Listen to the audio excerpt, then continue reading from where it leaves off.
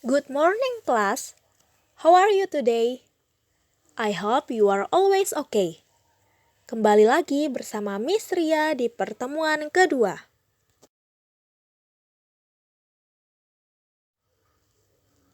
Materi kita masih sama ya seperti minggu lalu, yaitu membahas Analytical Exposition Text. Ibu mau semuanya benar-benar paham dengan materinya sebelum kita membahas lebih jauh mengenai Analytical Exposition Text ini. Sebelum kita masuk ke Analytical Exposition Text, kita perlu tahu dulu nih, apa itu Exposition Text? Exposition text is a text that elaborates an issue using one perspective only. Jadi, teks ini menyajikan sudut pandang satu sisi dari sebuah isu. Nah, exposition text ini bisa loh kita temui sehari-hari, misalnya dalam iklan, pamflet, dan editorial dari sebuah koran. Lalu, apa ya yang dimaksud dengan analytical exposition text?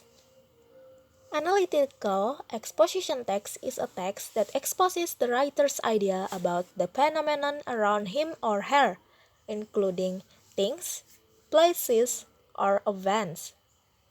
Yaitu teks yang berisi penulisan penulis tentang hal-hal yang terjadi di sekitarnya, baik benda, tempat, ataupun kejadian.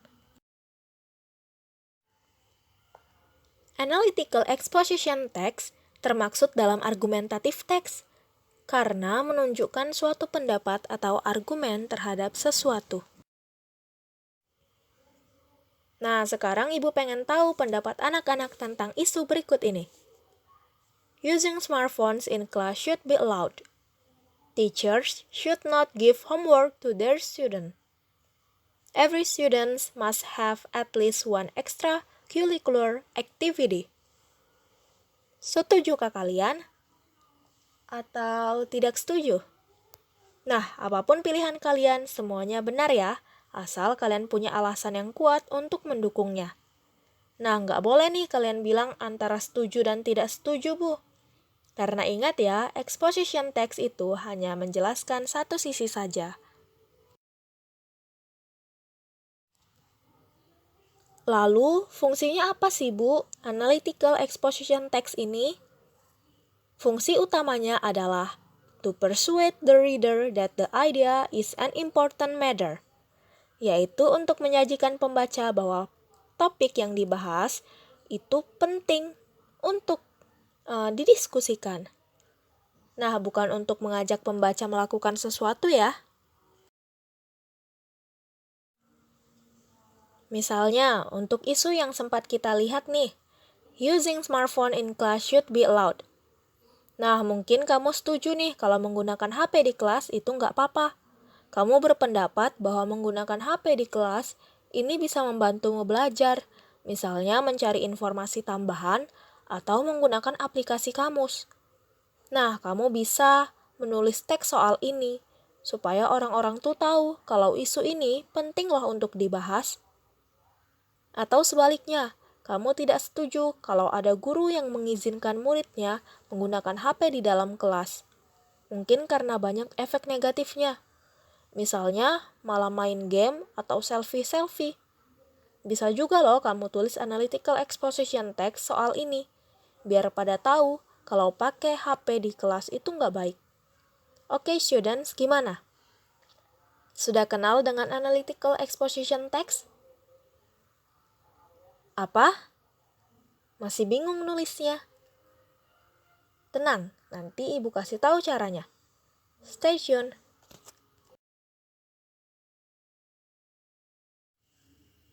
Oke, sekarang kita masuk ke generic structure of analytical exposition text. Di struktur teks analytical exposition, kita akan belajar tentang istilah, tesis, arguments, dan reiteration. Yang pertama, ada tesis. Tesis adalah bagian yang mengenalkan pembaca topik utama dari sebuah teks dan menunjukkan sudut pandang penulis.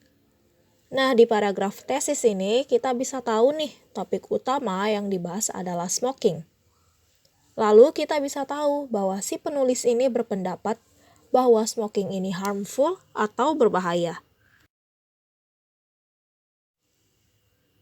Berikutnya ada argumen. Pada bagian ini, penulis bisa memberikan argumen. Arguments adalah pendapat yang mendukung ide pokoknya yang ada di tesis.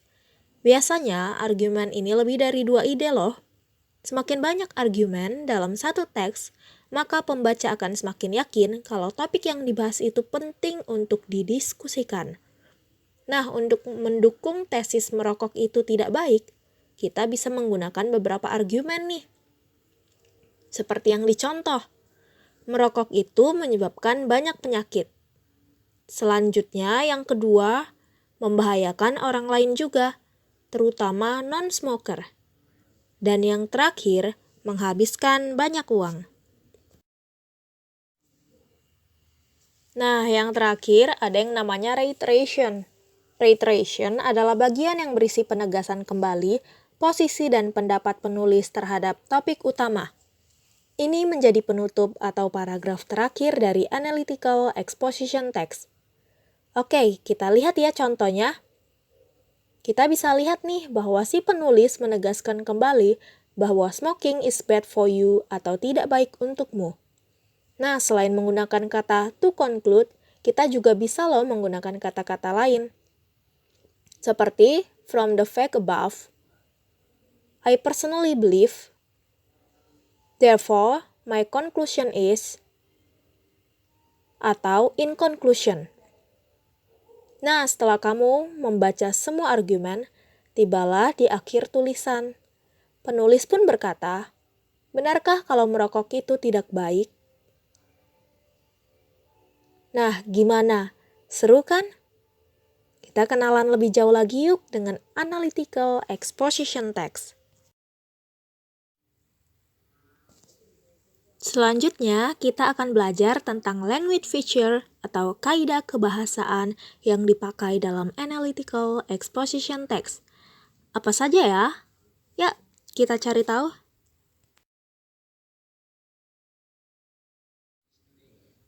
Anak-anak, analytical exposition text menggunakan simple present tense dalam penulisannya. Coba kalian pilih dalam kalimat ini, yang mana yang menggunakan simple present tense dengan tepat? Smoking are bad for us? Smoking is bad for us? Smoking bad for us? Yang benar, yang B. Kenapa yang A salah? Karena smoking itu singular, jadi tidak menggunakan are. Kenapa yang C salah? Karena tidak menggunakan to be. Lalu, kenapa sih harus menggunakan simple present tense? Simple present tense ini digunakan untuk menceritakan kebiasaan atau fakta. Nah, analytical exposition text ini adalah teks yang menjelaskan isu yang benar-benar terjadi. Jadi, kita harus menggunakan simple present tense dalam menuliskan analytical exposition text. Kedua, analytical exposition text menggunakan mental processes atau kata kerja yang mengekspresikan pikiran atau perasaan penulis. Seperti experience, feel, know, realize, think, sense.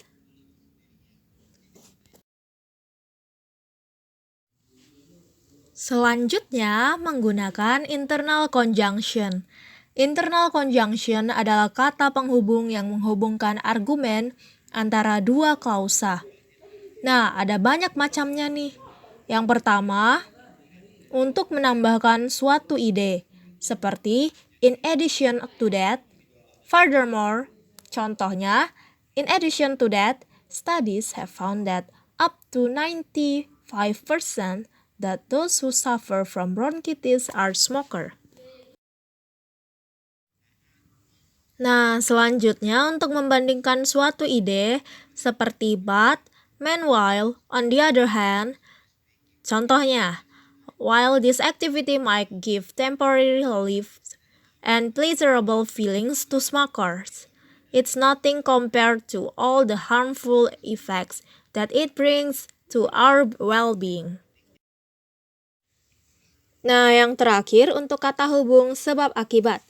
So, as a result, consequently, dan because. Contohnya, he is got lung cancer because he has been smoking since he was a child. Yang terakhir, menggunakan listing words. Ini digunakan untuk mengurutkan argumen yang disampaikan dalam analytical exposition text, seperti firstly, secondly, then, next, dan finally. Oke, itulah kaidah bahasa yang perlu kita ketahui untuk menulis analytical exposition text. Finally, kita bisa lihat contoh berikut ini. Di teks ini berbicara mengenai pentingnya sarapan. Di paragraf pertama ada tesis. Pada tesis dikatakan ada banyak manfaat dari sarapan. Namun, hanya ada 2 alasan yang akan dibahas oleh penulis. Di paragraf kedua dan ketiga, berisi arguments atau pendapat penulis dari ide pokok yang ada di tesis. Ide pokoknya adalah manfaat sarapan. Lalu, penulis paparkan 2 manfaatnya beserta fakta-faktanya. Yang terakhir, paragraf reiteration. Di sini, penulis menegaskan kembali bahwa sarapan itu memang penting loh, seperti di argumen yang saya sebutkan. Nah, itu dia kelas mengenai analytical exposition text. Sudah paham kan? Sekarang kita kerjakan soal latihan yuk, biar makin paham. Sekarang kita move on ke grup kelas.